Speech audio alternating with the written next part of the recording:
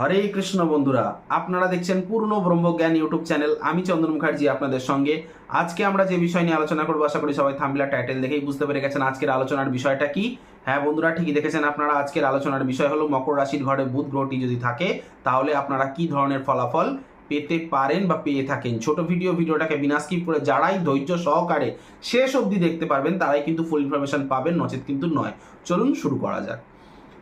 আগে বুঝবেন, মকর রাশির ঘরে বুধ গ্রহটা একা থাকা চাই, সঙ্গে কেউ নেই, কারোর কোনো দৃষ্টি নেই, তবেই কিন্তু বেসিক কথাগুলি আপনাদের সঙ্গে মিলবে। কারণ আমি যে কথাগুলি বলবো একদম বাছাই করা বেসিক কথা। দেখুন, যাদের এই মকর রাশির ঘরে বুধ গ্রহটি বসে রয়েছে, দেখবেন কাজকর্মের জায়গায় যে কাজই করেন না কেন, সরকারি হোক বেসরকারি হোক, যে কোনো কাজকর্মের জায়গায় আপনাদের কিন্তু প্রচণ্ড পরিমাণ কম্পিটিশান থাকবে। তার কারণ ষষ্ঠ হাউস থেকে বোঝা যায় বা ষষ্ঠপতি থেকে বোঝায় আপনার কম্পিটিশানের প্রভাবটা কেমন থাকবে, এবং দশম ভাব থেকে কাজকর্ম। সুতরাং কাজের জায়গায় একটা কম্পিটিশান থাকবে, একটা রেসারেসি থাকবে, ঠিক আছে। বা বলা যেতে পারে কাজের জায়গায় একটা শত্রুতার সৃষ্টি হতে পারে, যে কাজই করেন না কেন, ঠিক আছে। মিলিয়ে দেখে নেবেন কথাগুলি, যে কাজের জায়গায় আপনি সে অফিসে কাজ করুন বা কোনো দোকানে কারো কোম্পানির আন্ডারে কাজ করছেন, কোনো শপে বসছেন, দেখবেন সেখানেই একটা কিন্তু চাপা শত্রুতা থাকবে। আচ্ছা, তারপর যদি ছোট ভাই থেকে থাকেন, দেখবেন বেশিরভাগ ক্ষেত্রে যাদের মকর রাশির ঘরে বুধ গ্রহটি বসে রয়েছে, ছোট ভাই থেকে থাকলে তার জীবনে এমন কিছু আকস্মিক ঘটনা ঘটে যে তার জীবনটা পুরো 360 ডিগ্রি পরিবর্তন। দেখা গেল এমন একটা মহাবিপদে পড়ল যে আপনার ছোট ভাইয়ের কিন্তু জীবন প্রাণ নাশ হয়ে যেতে পারে। কারণ তৃতীয়র এটা অষ্টম ভাব হচ্ছে দশম ভাব। এই কথাগুলি মাথায় রাখবেন এবং মিলিয়ে নেবেন, এবং যদি আপনার সাথে মিলে যায় কথাগুলি কমেন্ট সেকশানে জানাবেন।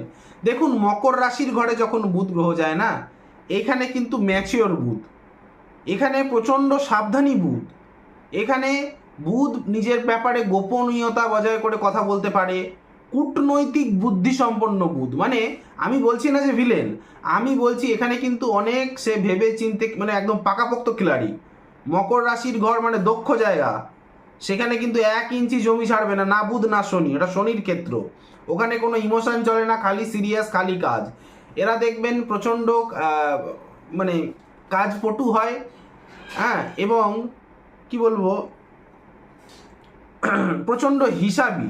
এই মকর রাশির ঘরে বুধ যাদের বসে থাকে একটু দেখে নেবেন, এবং এদের একটা লেখাপড়ার দিকে ছোটবেলা থেকেই দেখবেন একটা টান থাকে বিশেষ করে, হ্যাঁ। এবং এরা কি ধরনের কাজকর্ম নিয়ে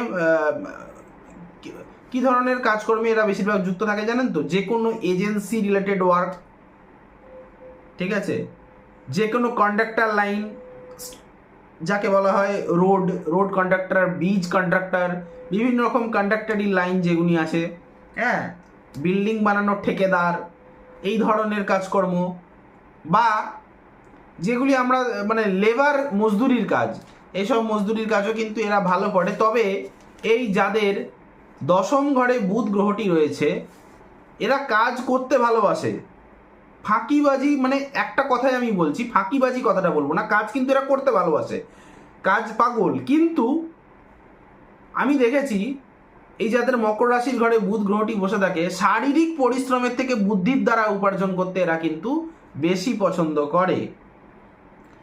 এবং এরা জেনে রাখবেন, হ্যাঁ, নিজের যে রিমোট এরিয়া, নিজে যেখানে থাকবেন, যাদের মকর রাশির ঘরে বুধ আছে তারা মিলিয়ে নেবেন, আপনার বাড়ি যেখানে, সেই আশেপাশের লোকজনদের সঙ্গে কিন্তু আপনার খুব একটা বনিবনা হবে না।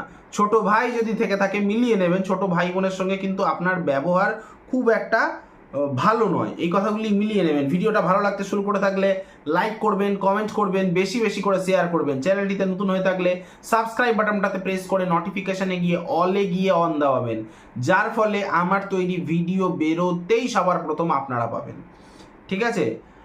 আর যাওয়ার আগে একটা কথা বলে যাই, যে এই মকর রাশির ঘরে যাদের বুধ আছে তারা কিন্তু প্রচুর সুযোগ পায় জীবনে, প্রচুর কমিউনিটি আছে, প্রচুর মানে কাজ রিলেটেড সুযোগ পান আপনারা। একটা কাজ গেলে আরও অন্য কাজ আপনাদের জীবনে কিন্তু আসতে পারে, এই জিনিসটা মাথায় রাখবেন। এই জিনিসটা ভালো, একটা কাজ হয়তো হাত থেকে ছেড়ে গেল, আবার একটা কাজের জন্য আপনারা অ্যাপ্লাই করতে পারেন, এই জিনিসটা আপনাদের ভালো। এবং আমাকে দিয়ে যদি কোনো রকম কোনো কুষ্টি বিচার করাতে হয় স্ক্রিনে দেওয়া নাম্বারে কল বা হোয়াটসঅ্যাপ করে সরাসরি যোগাযোগ করতে পারেন, অবশ্যই পেয়েবল। আমার নাম্বারটা হলো 8697429744। আরেকবার বলছি 8697429744। এই নাম্বারে কল বা হোয়াটসঅ্যাপ করে সরাসরি আমার সঙ্গে যোগাযোগ করতে পারেন। আজ এখানেই রাখলাম, দেখা হচ্ছে নেক্সট কোনো ভিডিওতে, নেক্সট কোনো টপিকে। ততক্ষণ পর্যন্ত ভালো থাকুন, সুস্থ থাকুন, আর সুস্থ আপনাদের থাকতেই হবে। হরে কৃষ্ণ।